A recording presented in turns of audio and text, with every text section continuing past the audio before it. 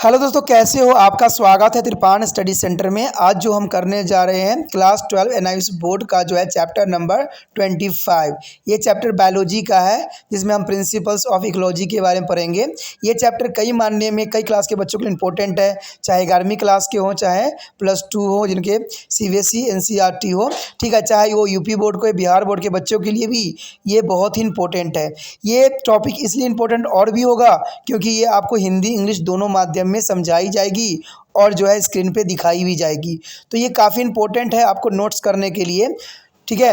लेकिन आपको पता ही है कि चैप्टर करने से पहले एक बात जो मैं हमेशा कहता हूं, जिसको आपको सोचना भी चाहिए, विचार भी करना चाहिए और अमल भी करना चाहिए, वो ये है कि जब भी वीडियो देखिए पूरा देखिए, क्योंकि अधूरा जानकारी सदैव खतरनाक होता है। साथ में एक इंपॉर्टेंट बात ये भी रहता है, अगर आप पहली बार वीडियो देख रहे हो तो लाइक शेयर सब्सक्राइब करना मत भूलना, क्योंकि दोस्तों लाइक कीजिएगा तो बनाने वाले का मनोबल बढ़ता है, सब्सक्राइब कीजिएगा तो इससे ये होता है कि जब भी मैं कोई वीडियो डालूंगा उसका नोटिफिकेशन आपको समय रहते मिल जाएगा। और देखिए, शेयर का मतलब ये होता है कि आपके थ्रू ना जाने किन बच्चों को हेल्प मिल जाए, ये आप भी नहीं जानोगे, इसलिए जो है आप शेयर जरूर करो, ठीक है। व्हाट्सएप स्टेटस पे भी लगाओ। दोस्तों एनआईएस सेंटर जो है कई मानने में बहुत से बच्चों के लिए हेल्पफुल है, चाहे वो 8th क्लास हो, 9th 10th 11th 12th हो, चाहे वो एनआईएस बोर्ड के बच्चे हों, ठीक है, चाहे बीए एमए के बच्चे हो, सभी क्लासों के लिए कुछ ना कुछ जो है त्रिपाण सेंटर में उपलब्ध है। तो इसलिए आपके लिए ज़रूरी है कि आप सब्सक्राइब करके इसको चैनल को जो है सेव कर लो, नहीं तो बाद में अगर रिसर्च करोगे तो शायद आपको ये चैनल प्राप्त ना हो।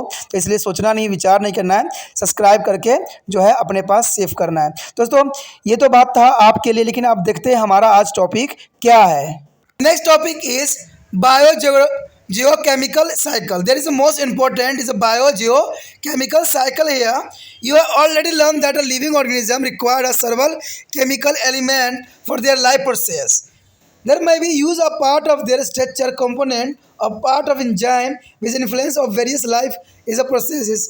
Unlike energy which is the flow is unidirectionally is a nutrient and is a continuously exchanged between to the organism and their physical environment. There is a bio means living, geo rock chemical element. There is a biogeochemical, and there is cycling of nutrient is a biosphere is called biochemical or nutrient cycle. That is also called to the biogeochemical or nutrient cycle. It involves a movement of nutrient element through the various component of the ecosystem. There are the more than 40 elements required for the various is a life process as a plant and animal. There is the most important here, and this animal is the element are continuously cycling in the ecosystem through the biogeochemical cycle, and there are is a planet is earth has a no input of these nutrients, and the nutrients are matter from to dead remaining of organism are recovered are made of available to be a producer to decomposer, and these nutrients are never to lost from ecosystem. देखिए दोस्तों, हमारे समक्ष जो आया है topic वो है biogeochemical. देखिए इसका मतलब होता है जैव भू रासायनिक चक्र, यानी जैव भू रासायनिक चक्र। इसमें जो है कई चक्रों के बारे में हम पढ़ेंगे, वाटर साइकिल हो, चाहे सल्फर साइकिल हो या कार्बन साइकिल हो। तो ये काफ़ी इंपॉर्टेंट रहेगा। कहते हैं जीवों को अपनी जैव प्रक्रियाओं के लिए अनेक रासायनिक तत्वों की आवश्यकता होती है। यह उनके संरचना अवयवों की एंजाइम की बात उपयोग में लाए जा सकते हैं, जो विभिन्न जैव प्रक्रियाओं को प्रभावित करती है। कहते हैं ऊर्जा का प्रवाह एक दृश्य होती है, जबकि पोषक तत्व का जीव एवं उनके भौतिक पर्यावरण के साथ जो है निरंतर आदान प्रदान होती रहती है। यानी ये देखिए, कहते हैं कोई भी जीव जंतु को सर्वाइव करने के लिए केमिकल की आवश्यकता होती है, रसायन की आवश्यकता होती है। तो यहाँ पर बताया गया है कि जियो जो है बायो मतलब जीवित, और जियो मतलब भू केमिकल रसायन, यानी बायो जियो केमिकल कहा जा सकता है। कहते हैं जैव मंडल में पोषक तत्वों का चक्र जो है जैव भू रासायनिक चक्र, या इसको हम पोषक चक्र भी कहते हैं। इसमें एक पारितंत्र के विभिन्न घटक होते हुए चक्र पूरा हो जाता है। पादप एवं जीवों के विभिन्न जैव प्रक्रियाओं के लिए लगभग 40 तत्वों की आवश्यकता होती है। यह तत्व जो है पारितंत्र में जैव भू रासायनिक चक्रों द्वारा जो है निरंतर चलमान होते हैं, यानी निरंतर जो है प्राप्त होती ही रहती रहती है और पृथ्वी पर इसका जो है कोई निवेश नहीं है। कहते हैं पोषक तत्व जो है अब घटक द्वारा जीवों के मृत अवशेष से प्राप्त किए जाते हैं और उत्पादकों का उपलब्ध कराए जाते हैं और इस प्रकार जो है पोषक तत्व पारिस्थितिक तंत्र में कभी नष्ट नहीं होते हैं, यानी प्राकृतिक में ये सदैव बने ही रहते हैं। अब देखते हैं हमारा पहला टॉपिक जो है कार्बन चक्र क्या कहता है और कार्बन चक्र के बारे में आप क्या जानते हो। So our next topic is carbon cycle. Carbon cycle is here is the most important. There is atmospheric carbon dioxide is there is the source of all carbon in both living organism as well as the fossil use as a fossil fuel. Then it is a highly soluble in water. The ocean also contain a large quantity of the dissolving carbon dioxide and bicarbonates. The carbon cycle is given as here compared to the flowing process. There is a first is photosynthesis. The photosynthesis is a terrestrial and aquatic plant utilize the carbon dioxide from a photosynthesis, and through this process the inorganic form of carbon are converted into the organic matter in the presence of sunlight and chlorophyll, and the carbon dioxide is thus the fixed and the accumulated by a plant. It is partly used by them for their oven life process, and the rest is storage as their biomes which is available to be heterotrophs to the food. And their next is a respiration. The respiration here, the respiration is the metabolic process or the reserve of a photosynthesis in which the food is oxidized, is elaborate energy to perform to the various life process and the carbon dioxide and the water. Thus the carbon dioxide atmosphere recover through this process. And the next is decomposition. The decomposition here, after the death of organism, the decomposer break down to the remaining dead organic matter and release their leftover carbon as a back into the atmosphere. There is the most important, and the next is come here. There is a combustion. The combustion means the fossil fuel such as a crude oil is a coal, natural gas, heavy oil is a burning or release of carbon dioxide and the carbon monoxide into the atmosphere. The forest make a large amount of fossil fuel. The fossil fuel is a produce of complete or partial decomposition of plant and animal as a result of the exposure to be heat and pressure in their earth. It's a pressure over a million of year. The forests also act like a carbon reserves as a carbon fixed by them is a cycle very slowly due to their long life. The release of carbon dioxide by forest fire. And their next is a impact of the human activity. There is a most important here.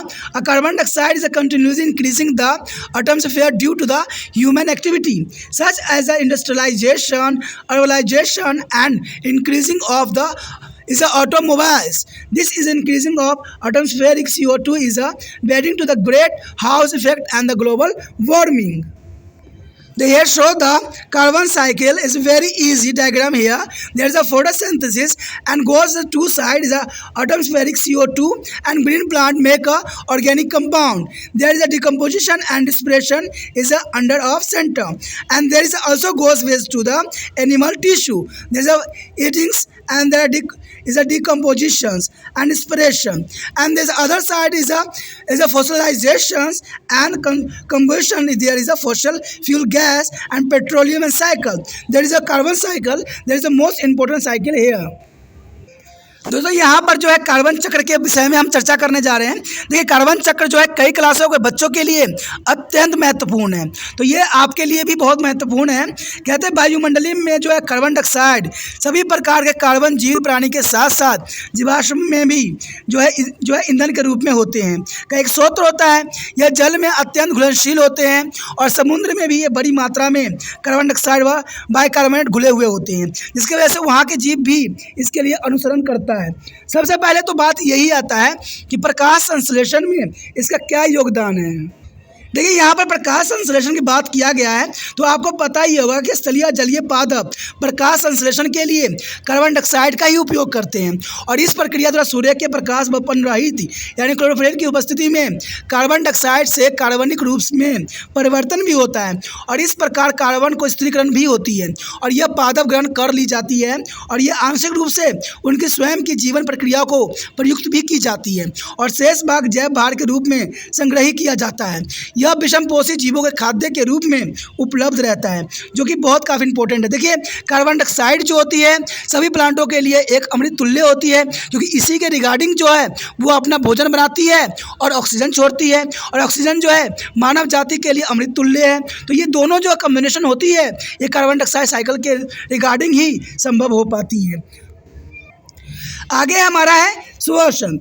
देखिए श्वसन जो है कई मायने में important होता है, क्योंकि इसी को हम कहते हैं सांस लेना। श्वसन एक औपचारिक क्रिया है जो कि प्रकाश संश्लेषण के विपरीत होती है।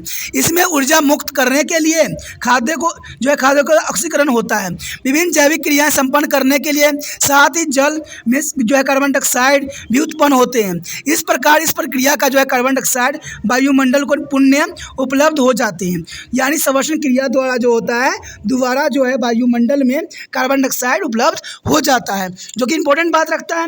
उसके पश्चात है अपघटन। देखिए जीवों की मृत्यु के पश्चात अपघटक शेष मित्र जैव पदार्थ का अपघटन करते हैं, जबकि शेष कार्बन डाइऑक्साइड वापस वातावरण को उपलब्ध कराए जाती है। तो यह अपघटन भी काफ़ी मायने में इंपॉर्टेंट यहाँ रखता है। उसके पश्चात हमारे समक्ष है दहन। देखिए कोई चीज़ को दहन करते हैं तो हमेशा कार्बन डाइऑक्साइड ही उत्पन्न होती है, ये आपको भी पता है। कहते हैं जीवाश्म ईंधन जैसे कच्चा तेल, कोयला, प्राकृतिक गैस या भारी तेल जलने पर वायुमंडल में कार्बन डाइऑक्साइड और कार्बन मोनोऑक्साइड निष्क्रिय रहते हैं। वन भारी वर्षा में जीवाश्म ईंधन का निर्माण करती है और जीवाश्म ईंधन पृथ्वी की पटरी पर लाखों वर्षों की अवधि में पादपों एवं जंतुओं के पुण्य आंशिक अपघटन के द्वारा उष्मा व दाब के उत्पन्न होने के कारण ये संभव हो पाते हैं। इसमें वन भी कार्बन भंडार की भांति कार्य करता है, क्योंकि उनके द्वारा आत्मसात की गति कार्बन उनकी लंबी जीवन अवधि के कारण बहुत धीमी गति से सक्रिय होते हैं। जंगल की आग के कारण कार्बन डाइऑक्साइड निकलती है, जो कि एक आम गतिविधियां देखी जाती है। कहते हैं मानव गतिविधियों का प्रभाव। अब देखिए मानव गतिविधियों का भी इस पर प्रभाव पड़ता है। कहते हैं मानव गतिविधि जैसे कि औद्योगिकरण, शहरीकरण और मोटर गाड़ियों के बढ़ते प्रयोग के कारण वायुमंडल में कार्बन डाइऑक्साइड सतत रूप से बढ़ती ही चली जा रही है। इसकी बढ़ोतरी के कारण जो है ग्रीन हाउस प्रभाव या वैश्विक ताप यानी ग्लोबल वार्मिंग दृष्टिगोचर होते जा रहे हैं। यानी ग्लोबल वार्मिंग बढ़ना आज के जीवन के लिए बहुत ही संकट का विषय माना गया है। इसका कारण ये है कि कार्बन डाइऑक्साइड की मात्रा दिन पर दिन बढ़ता ही चला जा रहा है और लोग क्या कर रहे हैं, पेड़ पौधे जो है दिन पर दिन काटते ही चले जा रहे हैं, जिसके वजह से क्या हो रहा है, इंसान तो बढ़ रहा है लेकिन पेड़ पौधे घट रहे हैं। तो आपको ही समझ में इस बात को हो गया होगा कि पेड़ पौधे नहीं रहेंगे तो इंसान जिंदा किस प्रकार रहेगा। जब पेड़ पौधे कार्बन डाइऑक्साइड लेकर ऑक्सीजन नहीं बनाएंगे तो ऑक्सीजन जो है जो इंसान है वो कैसे ले पाएंगे। तो इसलिए जो है आज संतुलन बिगड़ता चला जा रहा है और ग्लोबल वार्मिंग का भी कारण यही माना जाता है। तो ये सोचिए कि आने वाला भविष्य किस प्रकार होगा और किस प्रकार जो है इंसान जो है धरती पे बने रह सकते हैं। दोस्तों यहाँ पर जो दिखाया गया है आपको एक कार्बन साइकिल दिखाया गया है, जो कि बहुत इंपॉर्टेंट है। इसमें अगर आप देखोगे तो प्रकाश संश्लेषण सबसे ऊपर दिखे नजर आएगा। उसके बाद आपको आएगा वायुमंडलीय कार्बन डाइऑक्साइड और उसके बाद हरे पादप कार्बनिक यौगिक बनाते हैं। तो इसमें अपघटन और श्वसन दोनों ही क्रियाएं होती है। लेकिन अगर अब देखा जाए खाने में तो ये है प्राणी ऊतक जो है अपघटन और श्वसन के रूप में जो है वायुमंडल में कार्बन डाइऑक्साइड छोड़ते हैं। अगर दूसरी तरफ देखा जाए जीवाश्मीकरण, तो जीवाश्मीकरण से क्या होता है, जीवाश्म ईंधन गैस और पेट्रोलियम कोयला को अगर आप जलाते हो तो इसे दहन करोगे तो इसमें जो है कार्बन डाइऑक्साइड उत्पन्न होगी। तो ये क्रिया जो है कार्बन चक्र के लिए बहुत इंपॉर्टेंट है और आपको समझने के लिए बहुत ही आसान है। तो इस डायग्राम को आप जरूर जो है कॉपी पर नोट करके बनाइएगा। कहते हैं ये बहुत काफ़ी इंपॉर्टेंट हमारे लिए था। तो दोस्तों इसी के साथ हमारा टॉपिक खत्म हो जाता है। आगे का टॉपिक जो है वाटर साइकिल और फास्फोरस साइकिल, जो कि काफ़ी इंपॉर्टेंट है। आगे टॉपिक करने से पहले एक बात जो है त्रिपाठी स्टैंडर्ड आपके साथ शेयर करना चाहते हैं, वो ये है कि आपको जितना हो सके इस वीडियो को शेयर करना है, क्योंकि शेयर करोगे तभी उन बच्चों तक भी ये वीडियो पहुंचेगा जो कि इन वीडियो की उनको सख्त ज़रूरत है। और ये तभी संभव होगा जब आप इसके लिए अग्रसर रहोगे। इसमें आपको कुछ करने की आवश्यकता नहीं है, ना उनके घर पे जाने की ज़रूरत है, ना उनको कुछ बोलने की आवश्यकता है। आपको सिर्फ इतना करना है कि जैसे ही वीडियो ख़त्म होती है, आपको पता है कि आपको यूट्यूब पे जो है एक शेयर का बटन होगा। शेयर पे आपने क्या करना है, हाँ, उंगली फेरना है और उसको जो है व्हाट्सएप स्टेटस पे लिंक को कॉपी कर देना है। इससे ये होगा, जिन बच्चे जो कांटेक्ट में आपके होंगे, चाहे वो रिश्तेदार हो चाहे कोई भी हो, तो उन तक जो है आपके थ्रू ही ये वीडियो मिलेगा। अगर वो देखेंगे, अगर उनको पसंद आएगी, तो ये कॉपी को जो है वो रख लेंगे या उसको जो है सब्सक्राइब करके अपने मोबाइल में सेव कर लेंगे। इससे ये होगा कि वो जब भी मैं वीडियो डालूंगा, उनको मेरी वीडियो की नोटिफिकेशन उनको प्राप्त होगी। तो दोस्तों ये बहुत ज़रूरी है, क्योंकि अभी आपको पता ही होगा कि हर जगह जो है आज बड़े बच्चे जो हैं, बड़े घर के बच्चे हैं, वो आगे बढ़ते चले जा रहे हैं। लेकिन जो गरीब हैं, जिनके पास बड़े बड़े ट्यूशन नहीं होता, जिनके पास अच्छे समझ नहीं होती, और वो हिंदी मीडियम के होते हैं, और वो क्या करते हैं, उनको सपना जो होता है मेडिकल लेने की होती है। लेकिन जब भी वो स्कूल में जाते हैं तो टीचर जो है अपनी इंग्लिश के वर्डों में उनको कन्फ्यूज़ कर देते हैं, और वो क्या करते हैं, आगे वो पहले दिन ही गिव अप कर देते हैं कि मुझसे मेडिकल नहीं हो सकता, ठीक है, मैं नहीं कर सकता, क्योंकि कोई दूसरा व्यक्ति भी नहीं है जो मुझे हिंदी में इसको पूरा ट्रांसलेट कर सके। इसलिए आपको पता है कि त्रिपाठी सेंटर जो है इसको हिंदी, इंग्लिश, ठीक है, में भी आपको एक्सप्लेन किया जा रहा है, साथ में डिस्प्ले भी हिंदी इंग्लिश में हो रहा है, जो कि आपके लिए डबल डोज के समान है। तो इसमें दोस्तों सोचना नहीं है, विचार नहीं करना है, क्योंकि जग कल्याण के लिए सोचने की आवश्यकता नहीं होता। देखिए, आप ऐसे ही आए दिन आप लोग जो हो व्हाट्सएप स्टेटस पे अपना स्टेटस लगाते रहते हो, एक दिन कम से कम आप किसी पढ़ाई लिखाई का स्टेटस लगा के देखो। देखिए, इसका प्रभाव सब पे पड़ेगा और सब आपको अच्छे भी कहेंगे, क्योंकि आपने कुछ एजुकेशन वाली बात लगाई है, जिससे कि दूसरे बच्चों को हेल्प भी मिल सकता है। और क्या पता जिन भी बच्चों को ये वीडियो प्राप्त हो, वो आपको शुक्रिया अदा भी करेंगे। देखिए दोस्तों, यहाँ पर इस बात की कोई मान्यता नहीं है कि वो बच्चा को प्राप्त हो चाहे ना हो, सिर्फ हमने अपना कर्म करना है। जैसे त्रिपाठी सेंटर जो है अपना कर्म कर रहा है, चाहे देखिए मेरा जितना भी सब्सक्राइबर है कोई प्रॉब्लम नहीं है। कहते हैं जिन बच्चों को अच्छा लगेगा वही सब्सक्राइब करके रखेंगे, जिनको नहीं अच्छा लगेगा वो लीव कर जाएंगे। एक जर्नल सी बात है, क्योंकि मुझे पता है कि आपको पता है कि यूट्यूब पे न जाने कितने लाख वीडियो पड़े हुए हैं इसी एक टॉपिक पे, तो मेरे ही वीडियो क्यों देखेंगे बच्चे। देखिए, मेरा वीडियो देखने का सिर्फ एक ही उद्देश्य होता है कि इसमें हिंदी और इंग्लिश और आपके ही लैंग्वेज में ये उपलब्ध है। साधारण भाषा, साधारण लैंग्वेज, समाज, साधारण सोच विचार। तो इससे क्या होता है कि आपको जो है इसमें विस्तृत ज्ञान होती है, लेकिन आपके ही लैंग्वेज में होता है। तो ये आपके लिए सोने पे सुहागा के बराबर हो जाता है। तो इसमें आपको सोचना नहीं है, विचार नहीं करना है, आपने इसको जो है व्हाट्सएप स्टेटस पे जरूर लगाना है। Next topic is water cycle. There is a most important topic here. This is also known the hydrologic cycle. There is also called to the hydraulic cycle. You have already studied that earth is a watery planet of the solar system, but is a very small fraction of this is available to be animal and plant. The water is not eventually distributed throughout the surface of the earth. The major percentage of the total water on the earth is chemically bound to be rock and does not recycle. Out of remaining nearby the 97.3% in the oceans and 2.1% of the exit of polar ice cap. There is the most important, and thus only 0.6 is a present as of fresh water in the form of is a atmospheric water vapor, and the ground soil is a water, and the ice is a cap, and the water dips in the ocean from the reserve. The solar radiation and the earth gravitation pull of the main drive force of water cycle. There is the evaporation, condensation, and the precipitation are the main process involved in the water cycle, and this process alternative with each other. There is the most important is the three terms is evaporation, condensation, and is a precipitation. That is the cycle. Water cycle is the main role alternative in the air. And the water is the ocean, lake, pond, and river. Steam and the soil surface is evaporate by the sun as a heat energy. And the plant also is a transfer of huge amount of water through their leaves. And the water remain in the vapor state is air and form of cloud. And with draft with their winds is a cloud meet with their is a cold air is the mountainous as a regional above the forest, and the condense to be a air rain and from which a fall due to gravity.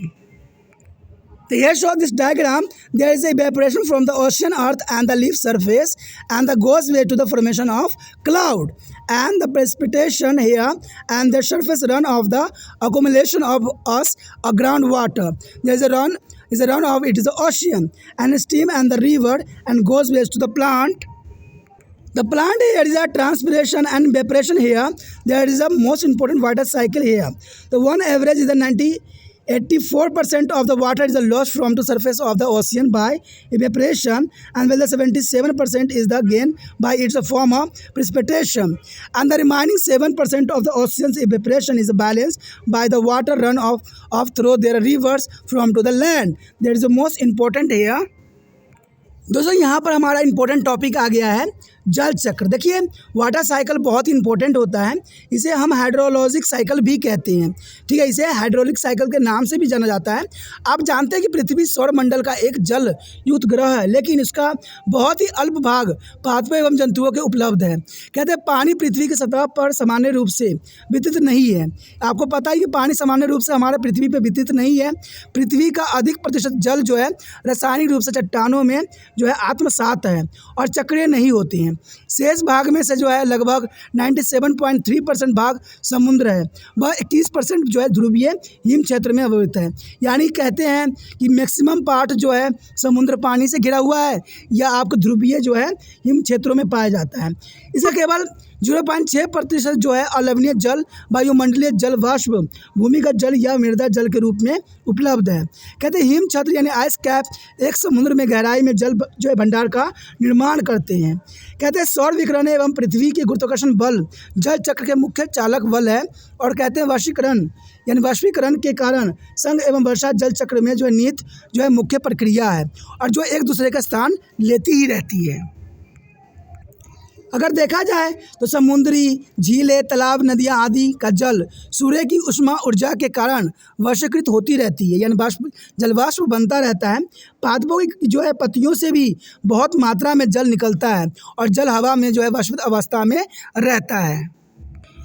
बादलों का निर्माण करता है जो हवा के साथ गमन करते हैं।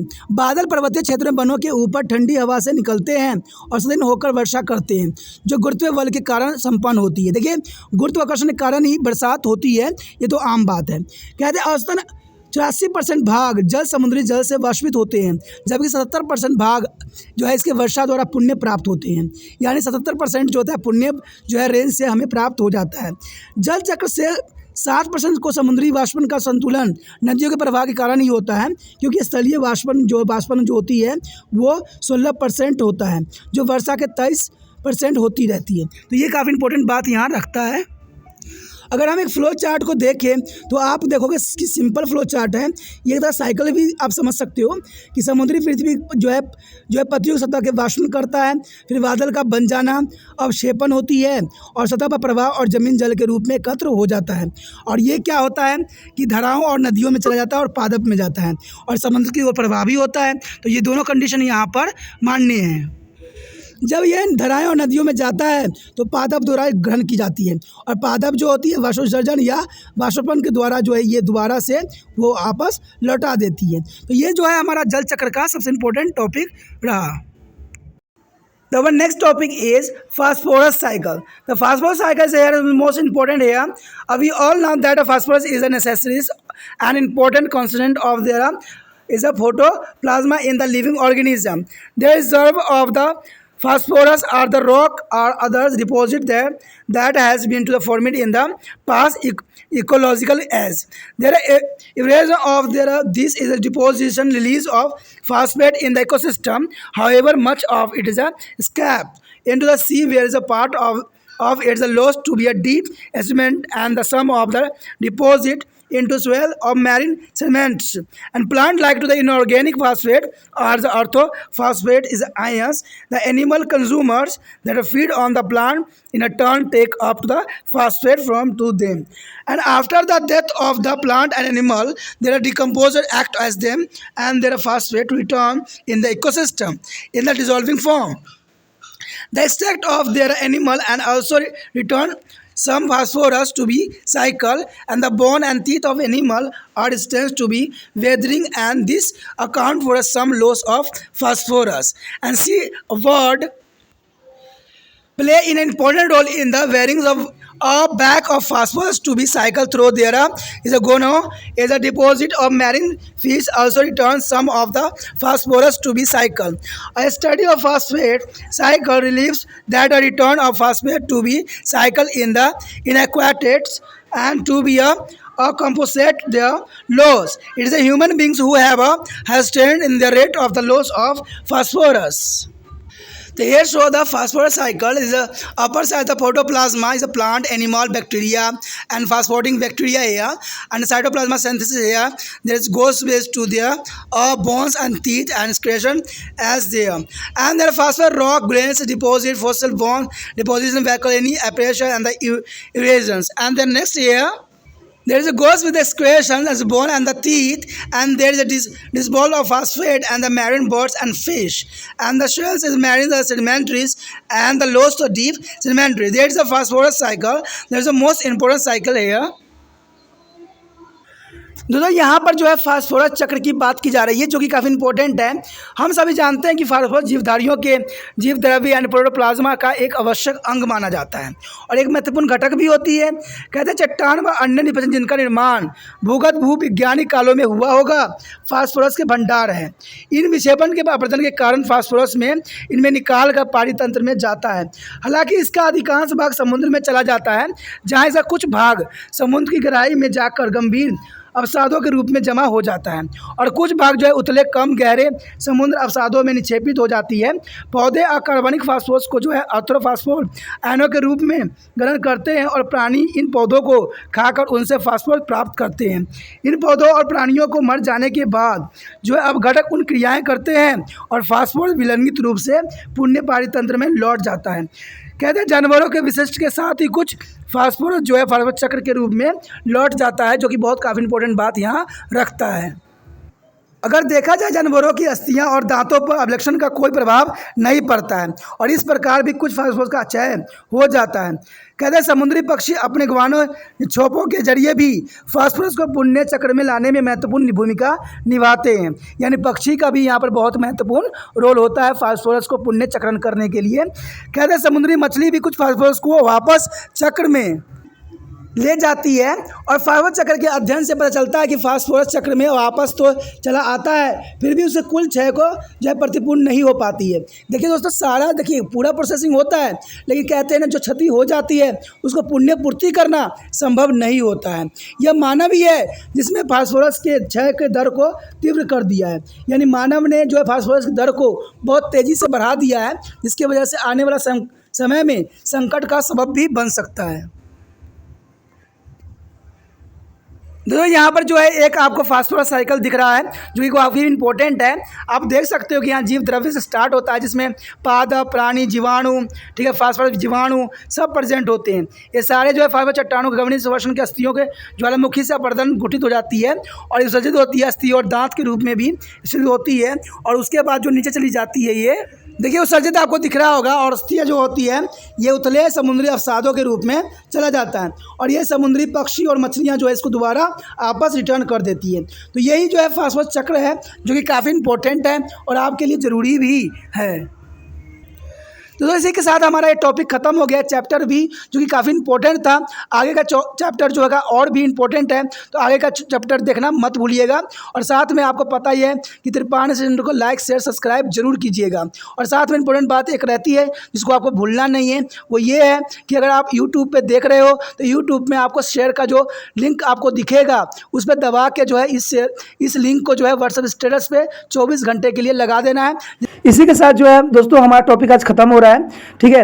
अगर आपको अच्छा लगा तो लाइक शेयर सब्सक्राइब जरूर कीजिए। अगर पहली बार अगर आप वीडियो देख रहे हो, पहली बार मेरे चैनल पे आए हो, तो सब्सक्राइब करना आपका फर्ज बन जाता है। सब्सक्राइब करने से ये होगा कि जो भी मैं आप क्लास के रिगार्डिंग कोई भी वीडियो डालूंगा उसका नोटिफिकेशन जो है समय समय पर आपको प्राप्त होता रहेगा। अगर सब्सक्राइब नहीं कीजिएगा, अगर आप दोबारा से त्रिपाठी सेंटर पर आने की कोशिश कीजिएगा तो वहाँ पर आप त्रिपाठी लिखिएगा तो जो है वो तिरपस कर देगा, ठीक है। जो आप गूगल पर सर्च करेंगे वो तिरपस कर देगा, जिसकी वजह से आप जो है मेरे वीडियो का का जो है फ़ायदा नहीं उठा पाओगे।